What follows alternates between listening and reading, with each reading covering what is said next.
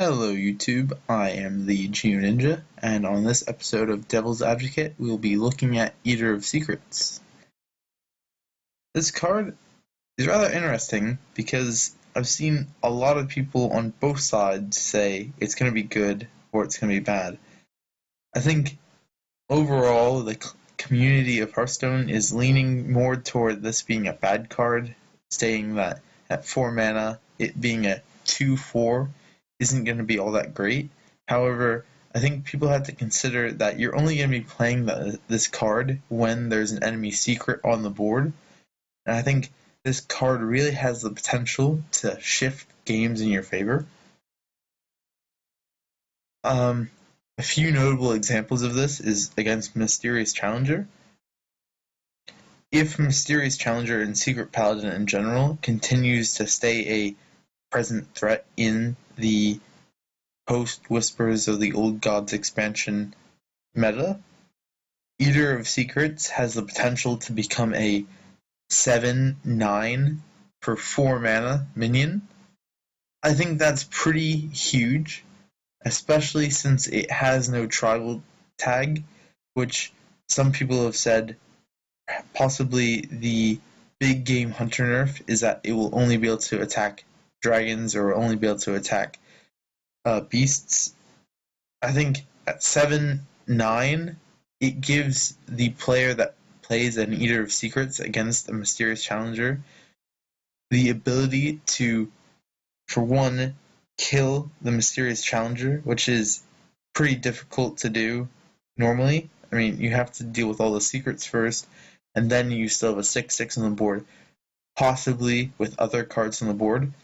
So you play this in direct response to a turn 6 Mysterious Challenger. You play this down, you get a 7/9, and then you have, in this case, say you're going second, you would have 2 mana to counter that. I think this card gives you a lot of versatility and the ability to play around your opponent's secrets. Other examples of this is Explosive Trap.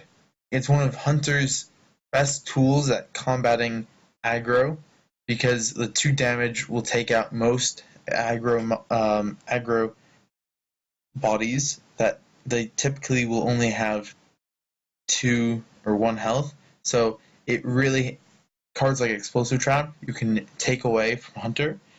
You have Ice Block on Mage. This gives you the ability to stop the Mage's ability to dictate the game, and it allows you to go straight for lethal. You can press for lethal, and they have nothing to do about it. They could play Ice Block when you have lethal pressing on the board. Then your response could be Eater of Secrets, and then you just go for lethal. The power of Eater of Secrets, regardless of its cost, is massive. So much so that it surpasses all the other secret countering cards we've seen in Hearthstone before. Khazan Mystic only had the potential to steal 1 secret normally, 2 if you had Brand, but that's an odd combo. Flare is restricted to Hunters only, so the ability to counter secrets in general, I think, is pretty huge. On the other hand, though, I've seen a lot of people say this is going to be the death of Mysterious Challenger or Secret Paladin in general. I think Eater of Secrets itself is going to be a bit of a niche pick, and you're not going to see it all that often on ladder due to the fact that its stats don't make it all that competitive for the 4 slot.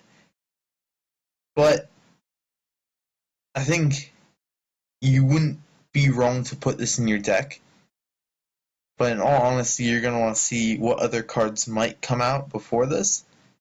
The 4 mana slot and the 7 mana slot are both going to become quite competitive as a result of the loss of some of these major cards that we're losing in Goblins vs. Gnomes.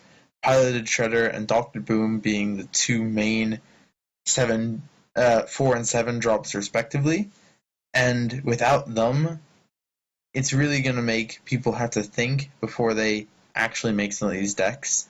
You won't be able to throw decks together as much as you could until the meta stabilizes. I'm going to be really interested to see how people use this card, but for the most part, I think it's gonna be able to hold its own, but you're not gonna be winning games straight up with it. Despite the fact you get you have the potential to get a 7/9 with 4 mana. If you've liked this video, I highly recommend you click on next episode in the top left corner if there is another episode. If you leave a like or comment, it just gives me some incentive to keep making these videos as more cards come out. Disclaimer, the highest rank I've ever made it is rank 13, so if you want to call me a noob, scrub, whatever, I just like feedback and criticisms. If there's any suggestions you have to make, feel free to leave comments. Thank you for watching, I hope you enjoyed, and see you in my next video. Goodbye.